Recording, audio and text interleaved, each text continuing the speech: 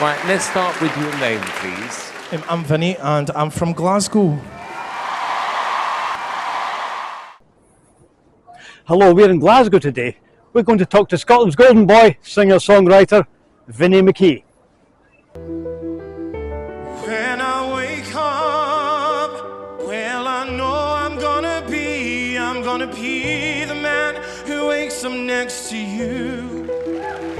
And when I'm lonely, yeah, I know I'm gonna be the man who's lonely without you. What a great version. Well, I'm with Vinnie McKee now. Vinnie, thanks for seeing us this morning. So tell us, when did you first get interested in singing? I've been singing since a really young age. I started singing Bob the Builder in Gaelic, and then my family actually used to make me sing it for people, but I don't remember it. But yeah, I've always sang, and then I kind of got an interest in theatre, so I wanted to sing that kind of style. And my mum and dad got me into doing some theatre classes in Glasgow, which was quite cool. But then when I got to a certain age, obviously I went to high school. I ended up focusing on my studies, so I left doing that, even though I did it all my life. But and I went back to it when I turned 18. I moved to the holiday parks, and I just always loved singing. I used to join in with the competitions, and so this is the Sundrum Castle Holiday Park down in Ayrshire by the coast. Well, yeah, I did work there, but my first job was actually at Ponton's Holidays. Oh, wow. I was a blue coat for 2 years. Mm-hmm.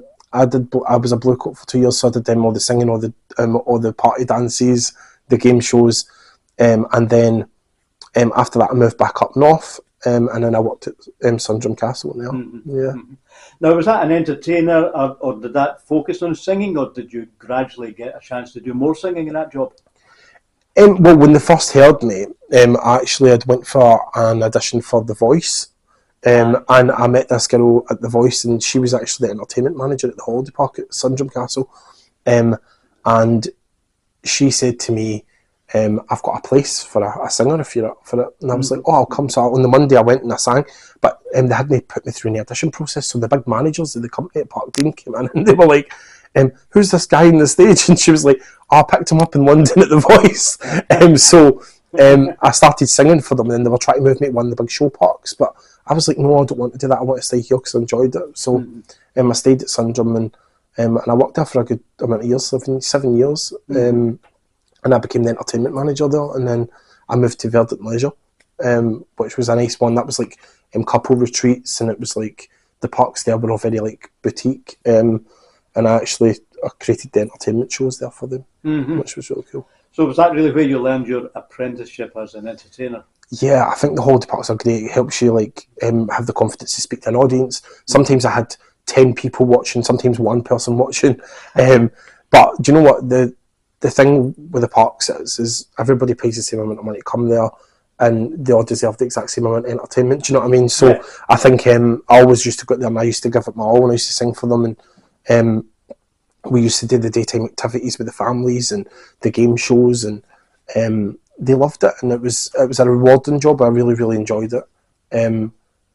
But obviously my dream behind the scenes, and when I was on that stage, was always, I want to sing for big audiences. I want to go and sing in theatres, and I want to go and tour the world. And I thought, when I stood on that stage, sometimes to the one person or the 10 people, I used to think to myself, oh, do you think it'd be really cool to stand on a stage one day and Simon Cowell presses golden buzzer?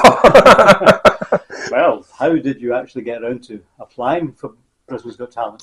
So it was just after my brother passed away in the May, and it was a really dark time for us as a family, and basically I had a message come through on my social media, and it said to me, hi, we've just watched your videos of you singing, because I'd been uploading for a few weeks, and I think it was maybe a comfort thing that I was recording myself singing, and I'd never put my music on a TikTok platform before, and I got a message through, and the woman said, we've watched your videos, we're really, really interested in having a chat with you. And I just thought it was rubbish, so I was like, I'm not replying to that. And then she messaged me on Instagram, and I was like, right, this might be real. So I messaged back, and she said, look, we love your voice. Is there any chance you would be up for having a chat with us? So I had a meeting with them on the Zoom, and it was the producers of Britain's Got Talent. And then they asked me to audition. So we had 72 virtual auditions prior to me auditioning for the show. So I had to do 72 different versions of songs, and then we found the song that got me the golden buzzer. I'm going to ask you about that song in a couple of minutes, but let's first of all ask you, how did that feel? First of all, what was it like being in front of an audience? Is that the biggest audience you've had? I would probably say it's the most amazing experience in my whole life was that moment, because for somebody like myself to walk out and Ant and Dec jump in front of you and then stand in front of that audience at the Winter Gardens was just unbelievable. And the first thing I said to them, because I was so nervous as well, was I was like, "Oh, you're so much smaller in person." But it was quite an experience, and I stood out there and I thought, right, obviously you see them on the TV, you've got the full judges there, and I looked at them and I thought, this can't be real. But in my brain, I just kept going, "This is your 2 minutes. You only get 2 minutes, and you need to make it the best you've got." So, my mum, my dad, and my sister were sitting in the audience. I think they were probably a bag of nerves as well. But I was, as soon as I started singing that version, the whole place erupted. And something you don't see on the TV is that the people in that auditorium were up cheering and screaming and banging their feet for about 15 minutes. And they cut all that. But I stood there and it was so overwhelming, because as somebody that's worked so hard, and I've tried my best for so long, to have that reaction and feel like everything that I'd worked for was being recognised was so nice. And it was like I finally felt like, oh, this is what I was meant to do. Like, this is something that I wanted. From what we can see in the audience reaction, it looked to me like it's the audience that made Simon Cowell press that golden buzzer. Is that how you felt? At first I did feel that, because I was like, obviously they were all screaming so much and they were shouting, "Press the gold, press the gold." But then he came up to the stage, and he gave me a hug, and he said to me, he said, "Look," he said, "honestly," he said, "you're fantastic." He said, "And I'm going to take you on a journey with me." And I was like, "Oh, brilliant." So he was like, "You deserved that." I thought, "Oh, thank you for that." We'll come in a couple of minutes to that journey, but let me go back over the song. Your selection of a song, it's of course a well-known favourite, of course, at parties. I've sung it myself many times, but you've taken that song by Craig and Charlie Reid and you've turned it around, you've made it your own. How did that idea of how to choose that song and how you arranged it, how did that all come about? It was actually a suggestion for the team at Britain's Got Talent. So the music team actually said to me, they were like, "Do you think you would want to sing a Scottish song? What about 500 Miles? And I was like, "No." I was like, "I'm not singing 500 Miles. I'm a big ballad singer." So I was like, "I don't know." And obviously you hear that song at parties and it is a known party tune in Scotland, but when I looked at the lyrics, I thought to myself, do you know what, there's a lot more meaning to the lyrics than what people think there is, and I think people bypass that because it's such an upbeat song. So when I actually read the lyrics and slowed it down, I thought, do you know what, this could mean so much to so many people in so many different ways. So I went back to the team at BGT and I said, "Look," I was like, "Can we slow this down?" I was like, "Let's look at it together." I said, "I want it to sound like this," and I was sending them notes going, "Do do do do do, boom boom boom boom," and I was like, "Do do," and they came back and they'd like arranged an arrangement, and I was like, "I don't like it," and they were like, "All right, how would you like it?" So I worked with them the whole day on it, and then we came up with the version, and I was like, "That's the version. I love that," and I was like, "Let's not touch it anywhere." I was like, "I'll go out there and I'll practice that," and I came home so excited, sang it to my mum and dad, and my mum went, "I don't like it." And I was like, "Do you know what?" I said, "See, on the day," I said, I promise you," I said, "once I sing it and I've got the feeling in it," I said, you'll change your mind." And obviously it really did pay off. Like, it was unbelievable. And that song is out as a single. It's been out for weeks now. Yeah. So is it getting radio plays? Yeah, it is. It's getting loads of radio play, and yeah, it's doing really, really well actually. But I think it was a very late release because it was merely a thank you to the people that had supported me, especially everybody in Scotland that came together to support me. I mean, when I won the semi-final, I had the highest voting out of anybody in the show for the whole season of that show this year. So I think everybody in Scotland definitely teamed up together, and that was just merely a thank you as a support for everybody, so that everybody could get something back, because they loved it. They did. Loads of people reached out to me and said, "I've used this for my wedding." Somebody actually used it for a funeral. I think it's just the words in it and the way I sung it just means so much to so many people, and it means so much to me as well. It's one of the best moments in my life. So, Is that song going to launch your career now? What are you doing now? Is that a launch pad for what you're going to do next? It was a soft release just to get people to know that there's music coming, and what's happening next is I'm actually in the process of writing my first album. So I've got about 8 songs in, and I've just signed with International Artists, which is one of the biggest music managements in Europe, which is really exciting. I actually signed with him the same day that my 1 year anniversary, my Golden Buzzer happened. So that was really, really good.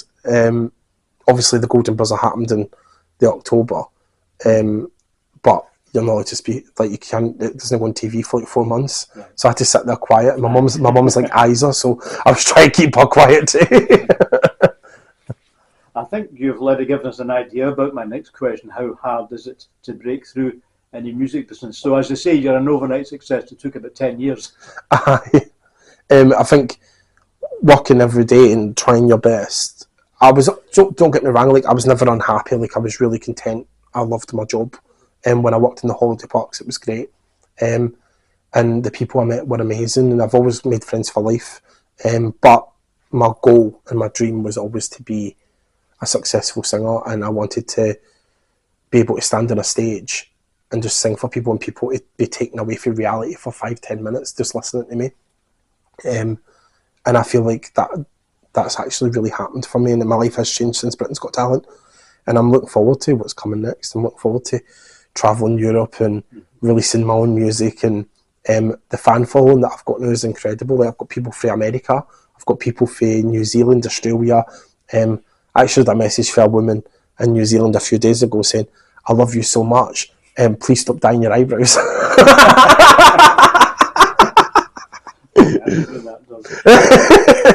Now, how about Rickazy? We're in the East End of Glasgow here, east part of Glasgow. How do friends and family and neighbours here feel about your success? Oh, they're just proud of the boy for the scheme with the big dream. No, they're honestly, they all got together, and there was people in Rickazy that I didn't even know knew me. Obviously they do, obviously because of the telly, but like, they all got together, and there's a part of the East End that they all gathered together and they watched the semi-final and the final together, and they all cheered me on, and it was amazing. And when I came home after Britain's Got Talent, there was balloons lining the fence outside, and I was like, "I'm not going in there, you might get the balloons away." Everybody, like, people came and knocked on the door and were like, "Can we have a selfie?" And they waved, but I mean, I get noticed everywhere now. Like, anywhere I go, there's always somebody. I mean, we were in Primark the other day, and this woman went, "Oh, you've been noticed," and I had my hood up, and I was like, "Oh my god." Mom is missing you like crazy. It's been so long. You're in her dreams, it's true. Her wishful muse, and now the song.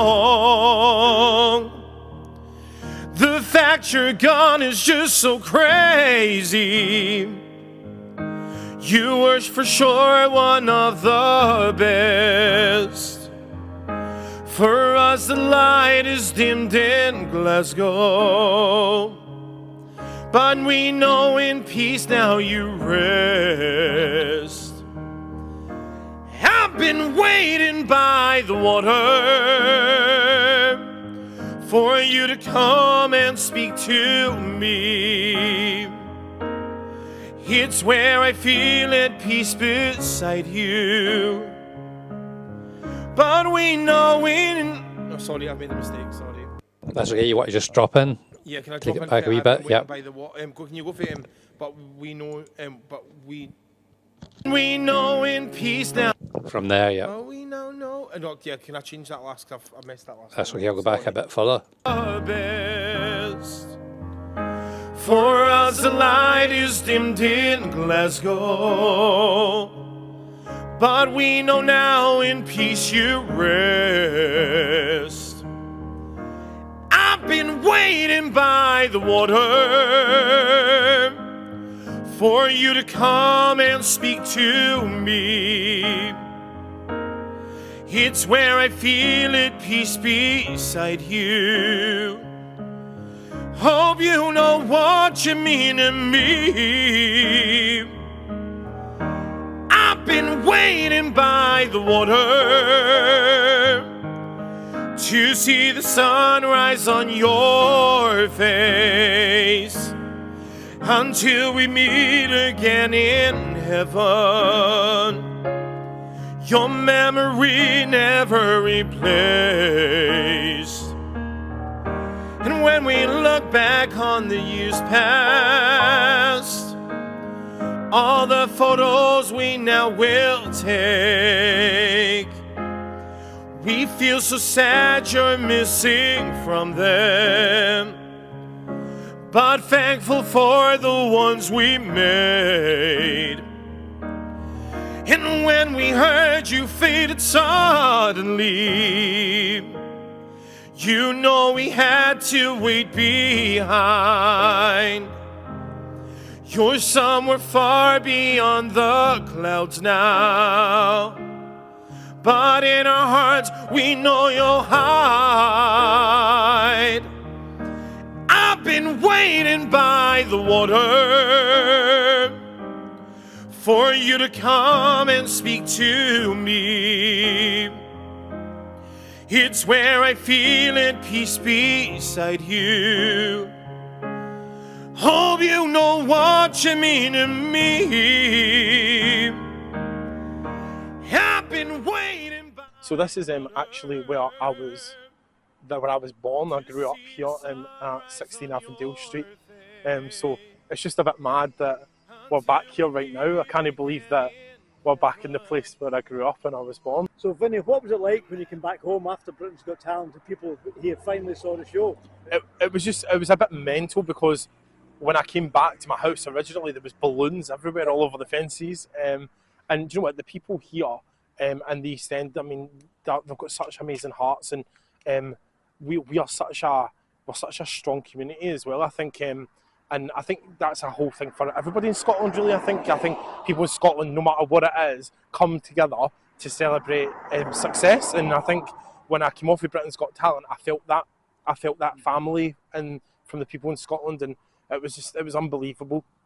But yeah, I think it's been an unbelievable experience. I mean, I go up shopping, or I'll go different places and everybody knows my name, or they ask me for a selfie. And I remember being in a nightclub in Edinburgh, and the bouncer had to ask me to leave because there was so many drunk people asking me for a picture.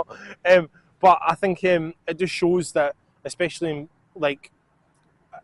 in Scotland, and I think in other parts of the world as well, definitely. But I think in Scotland we've got such heart, and we've got such we're